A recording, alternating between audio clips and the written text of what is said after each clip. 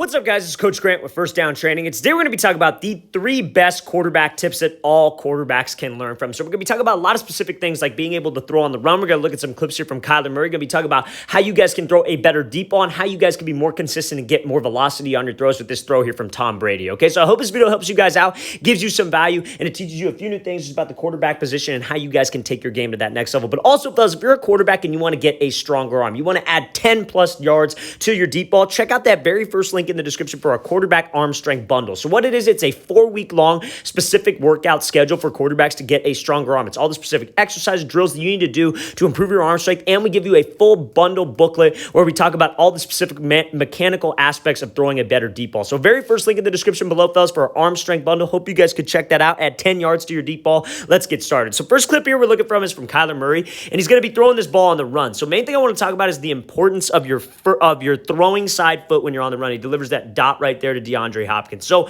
when I'm on the run, especially when I'm in a situation where I'm running towards the sideline, I apologize for this clip to be a little bit blurry, but this is the best angle to see this type of thing, right? So when he goes to throw, it's super important that you step with your your throwing side foot in the direction of the throw, and you kick your non-throwing side foot at the target as well to be able to get your hips there, right? So let me explain. So you see when Murray goes to throw, he's being chased, right? When you're being chased, you're running with so much momentum towards the sideline that it's very hard to make this type of throw. So what Murray does such a great job of, and a lot of it probably has to do with that baseball background, but that's not an excuse for other quarterbacks to not be able to do this. A lot of other quarterbacks do the exact same thing that don't have a baseball background. You know, maybe Josh Allen, I don't know if he played baseball, but he's one to do this a lot as well. You see how when he goes to step, he's pointing that toe, his throwing side foot in the direction of throw, because that's what will load your hips there, right? And you see how his shoulders are back in this backstroke as he steps with that throwing side foot. That's the position that we want to get to, and they call that dissociation, which is essentially separating your upper half from your lower half. When your lower half, essentially your hips and your feet, are going at the target and your shoulders stay back, that's going to create a coil with energy, and that energy will be shot through by kicking this non-throwing side foot through, right? So the mistake a lot of people do is they'll take this step, they'll rotate those shoulders, but that toe will be pointed towards the sideline. So guess what? Your hips are going to be towards the sideline, and that's when it turns into that across body throw that we never want to end up doing. We want to make sure that when you step with that throwing side foot and you point those toes, that gets your hips to the target, that will square your upper half up, and that's what makes this a non-across body throw. And now, the other mistake that a lot of people will make, what Kyler does such a great job of here, is you see how his left foot kicks through in the direction of the throw. That's kind of like the icing on the cake, because that's what allows his upper body to stay square. The reason why we put such an emphasis on the upper body is like when quarterbacks go to throw and they swing that shoulder way open, your body's split down a midline, right? So if you're not square to this throw, and by square I mean your shoulders and your hips, you should be able to draw a square. If you're not square to this throw and this is leaning way out of the throw, your arm's going to fly and it's going to be way outside of your frame. So that's why it's super important that we step with that throwing side foot to get your hips there, and you kick that non-throwing side foot through to be able to stay square so his release point's at a consistent spot. So all you got to worry about as a quarterback is where you're flicking that wrist. And it's pretty much just like throwing a dart, right? So you see how Murray's flicking this wrist, ends up throwing this absolute dime to Hopkins in the back of the end zone. That's a perfect job right there. That's textbook on the run when it's an escape scenario, right? If you're not working these types of throws with your quarterback coach or by yourself or whatever it is, where you're running towards the sideline and you have to flip your hips, you're not evolving with the game. This is such a common thing now. You got to be able to extend plays if you want to play quarterback at the next level. Let's watch the thing again, full speed one more time. Great job getting out of the pocket. Great job stepping and rotating those shoulders and being able to kick through and stay square. Okay, so now the second clip we're going to be looking at here is from Brady, and this is how you guys could get a little bit more velocity on the throw. Okay, so now what a lot of people ask me is, should I keep my back leg in the grass or should I pick my back leg up? Okay, so now let's talk about that.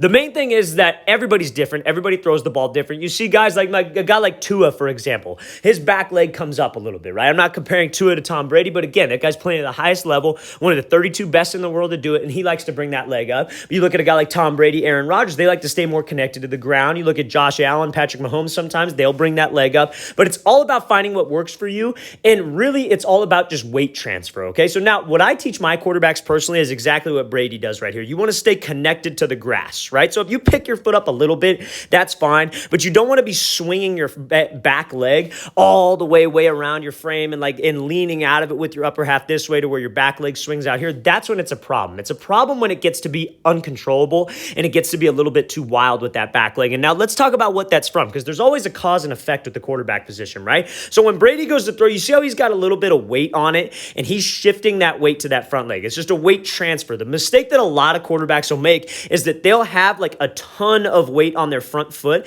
Their front side will be completely leaning forward, and this back leg won't be transferring any weight. So they don't take they don't even necessarily take like a front stride. You see how Brady's got that quick front stride, and you see how he's driving that back hip, driving his knee through, actually shifting his weight to the front foot. The problem that a lot of quarterbacks do is they don't do that. So what they'll do is they'll just have a super heavy front foot. They won't be driving and transferring any weight off their back leg, so their hips don't rotate through. And as a quarterback, we're rotational athletes, right? So when you're a rotational athlete as a quarterback and you don't rotate with your hips, you don't transfer your weight to your front leg, what you're going to end up doing is you're going to end up throwing with your shoulder. Because what a lot of people like to talk about is, oh, you want to keep this front side tight, right? You want to almost think of it like you're bringing your back shoulder to your front hand to be able to stay square, like we were talking about Kyler Murray wise.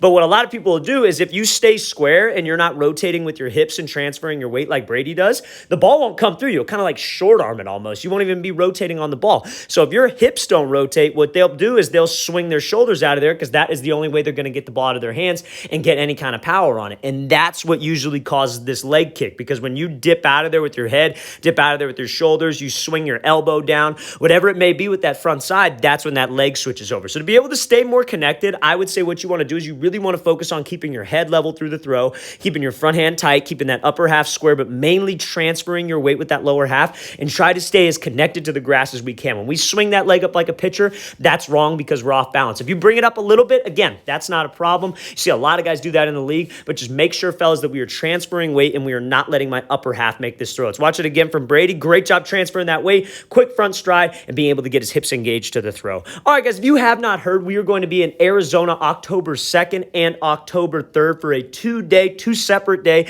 quarterback and wide receiver training clinic. So it's a 3-hour training clinic. I myself will be there working with the quarterbacks and working with the wide receivers. And also we will have a speed coach out there to help you guys with your 40-yard dash mechanics, start to decrease that 40 time, and just help you guys with overall athleticism. So it's a great opportunity to get better, fellas. I hope if you're in the Arizona area, you could definitely come and check it out. Check out that second link in the description below. That's where all the information is. Hope you guys can sign up. Let's get back to this video. Again, great opportunity to get some work in. So now let's take a look at this story from Derek Carr. So now the mistake that so many quarterbacks make, and we were talking about it a little bit in the last clip, is that they won't be able to transfer their weight because they don't get enough weight on their back leg. So this is the mistake that quarterbacks will make, right? So like, let's say, for example, let's keep it super simple because I know a lot of you guys are high school youth. The drops you take on a deep ball is probably like a 3 and a hitch, right? So Carr is ended up, what's he taking? He's taking a 5-step, I believe. Yeah, he takes a 5-step, or that looks like 7 steps. That is a monster throw when you think about how much of a drop that this guy's taking. But you see when he goes to make this throw, when he takes it the top of the drop, you see how he's got a lot of weight on that front leg, right? His back leg's light. That's kind of how I would like to reverse it on the throw.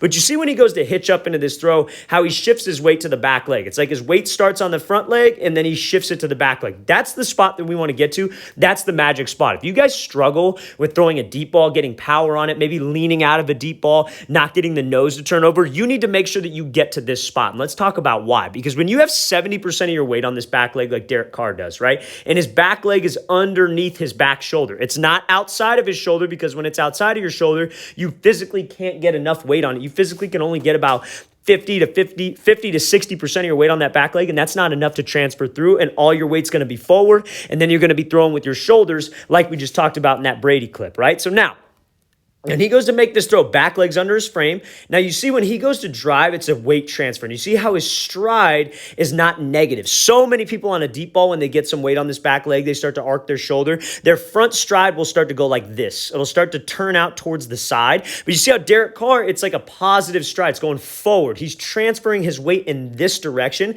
because that's what you have to do to be able to get the quick front stride. So many guys think about it wrong. So many guys think, oh, I'm going to step to the throw. No, you want to have weight on the back leg. You want to transfer your weight. The weight transfer is what gets the front foot down because your front foot is light because you have 70% of your weight on the back leg. That weight transfer is what ultimately will get those hips to rotate through. When you shift weight to your front leg, if you want to try this right now at home, get weight on your front leg and rotate your hips, right? Now put all the weight on your back leg and try to rotate your hips. It's hard to rotate your hips when your weight's on your back leg. So if you transfer your weight forward, the hips will naturally start to roll into it and you get a much more consistent release point. You see how Derek Carr, when he throws, he's not leaning out out of it with his head. He's staying pretty level. He's keeping his shoulders and his hips square, and he's letting that thing go at the release point. That's how you guys can get more velocity on this throw, more distance on this throw, and this is the spot to be able to get to as we are getting hit, right? So that's something that I mentioned in the very beginning of this. When you guys are throwing and you're about to take a shot, you don't want to bail out of there too quick. You see how Carr gets to that consistent release point? He releases it, then he fades out of there as he's getting hit. That's the spot that we want to get to. So